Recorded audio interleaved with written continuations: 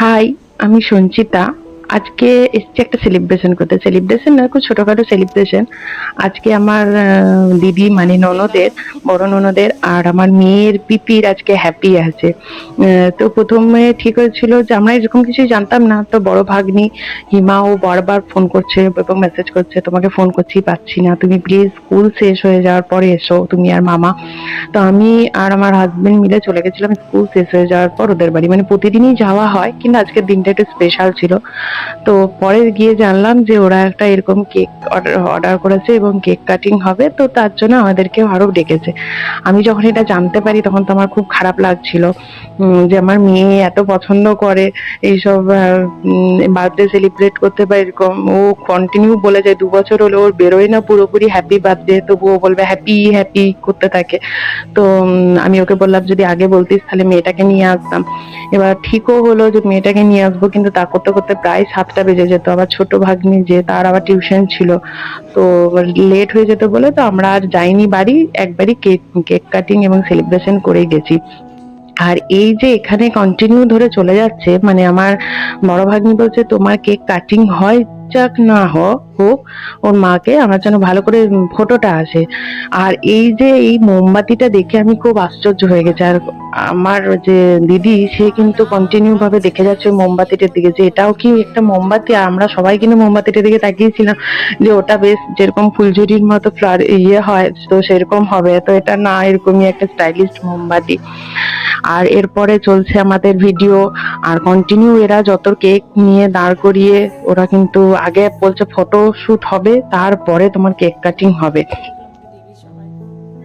তো যাই হোক, এরকম 15-20 মিনিট ধরে চলার পর তারপরে দিদিকে পারমিশন দেওয়া হলো। এরপরে আমাদের এই উপদ্রব শেষ হয়ে যাওয়ার পর, ফটো তোলা ভিডিও উপদ্রব শেষ হয়ে যাওয়ার পর দিদিকে পারমিশন দিলাম যে দিদি তুমি এরপরে কেকটা কাটিং করো।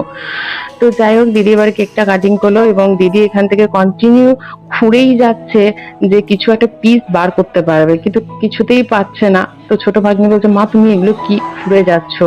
আর আমি এদিকে দাদাকে বলছি, মানে দিদির যে হাজবেন্ড আর কি। তো আমি দাদাকে বলছি, দাদা এই আজ থেকে 25 থেকে 26 বছর আগে যে তোমাদের বিয়ে হয়েছিল, সেই কি তোমাদের মনে পড়ছে সেই দিনটার কথা? সেই যে কত গাছের পাতা ধরে হাত ধরে ফটো তুলেছো?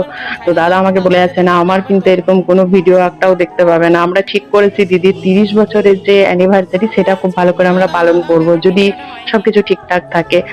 আর এখানে এই যে দাদাকে খাইয়ে দেওয়ার পর্ব চলছে। যিনি আরেকজন ছিলেন সেটা হচ্ছে দিদির শাশুড়ি, তাকে আগে খাইয়ে দিয়েছে, তারপরে দাদাকে খাওয়ানোর পর্ব চলছে। আর এর মধ্যিখানে আমাদের প্রচুর ইয়ার্কি ঠাট্টা চলছে।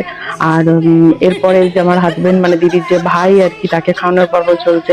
আমার বড় ভাগ্নি বলছে সবচেয়ে শেষে মামি মাকে খাওয়াবে, কেন ও তো সবার শেষে এসছে আমাদের ফ্যামিলিতে, স্বাভাবিক, তাই আমি সবার শেষে এসছি। তো এই নিয়ে বেশ হাসি মস্করা চলছে। আর তার মধ্যিখানে আলটিমেট যে 15-20 মিনিট ধরে ফটো ভিডিও করার পর যে কেকটাকে কাটিং করা গেছে, এটাই অনেক। তো এইসব মজার শেষে দেখা গেল যে আমার কিন্তু কেক খাওয়ানোর কোনো ফটো নেই। তো আমি হাজবেন্ডকে বললাম, চলো ভালো করে ভিডিওটা করে দাও, আমিও দিদিকে খাওয়াচ্ছি, একটা স্মৃতি থাকুক। আর দিদির হাসি হচ্ছে ভুবন ফোলানো, মন জুড়ানো দিদির হাসি। এই দিদির মানে সবাই আছি 5 জন, যত সুন্দরী থাকুক, দিদি যদি ওখানে হেসে ফটো তোলে, সবাই কিন্তু ওখানের মধ্যে মোটামুটি সব ম্রিয়মান হয়ে যাবে দিদির কাছে। তো এরপরে যে আসল যে জন্মদিনের জিনিসটা আমাদের বাঙালিদের পায়েস খাওয়ানো, সেটাই ভুলে গেছে। দিদির যে 2 মেয়ে আছে, রাই আর হিমা, ওরা মিলে খুব ভালো করে খুব সুন্দরভাবে পায়েস টা বানিয়েছে, দারুণ পায়েস বানিয়েছে ওরা। তো এখানে দিদি শাশুড়ি দিদিকে পায়েস খাইয়ে দিচ্ছে। তারপরে দিদি মানে যে আমার দাদা আছে, মানে আমার নন্দা আছে, সেও পায়েস খাইয়ে দিচ্ছে এবং সে তারপরে নিজেও বলছে আমি কেন খাবো না পায়েসটা। তো যাই হোক, দিদিও তারপরে দাদাকে পায়েস খাইয়ে দিল। এবং এখানে আমার বড় ভাগ্নি বারবার বলছে, শোনো ভিডিওর মধ্যে তুমি কিন্তু অবশ্যই রাখবে যে পায়েসটা আমি রান্না করেছি। ও বারবার বোঝাতে চাইছে যে পায়েসটা এখানে ওর বাবা খেতে যাচ্ছে, আর সেই সময় এরা সবাই টেনে নিচ্ছে, বলছে তুমি খেলে চলবে না, তোমার জন্য আলাদা রাখা আছে, এই বাটিটা মায়ের জন্যই বানানো হয়েছে। এরপরে দিদি দাদাকে খুবই প্রেমময় ভাবে খুব ভালোবেসে দাদাকে পায়েস খাইয়ে দিচ্ছে, কিন্তু দাদা কিন্তু বেঁচেই যাচ্ছে যে এখানে কাজু কিশমিশ সব আমাকে দাও, তবেই আমি পায়েসটা খাবো।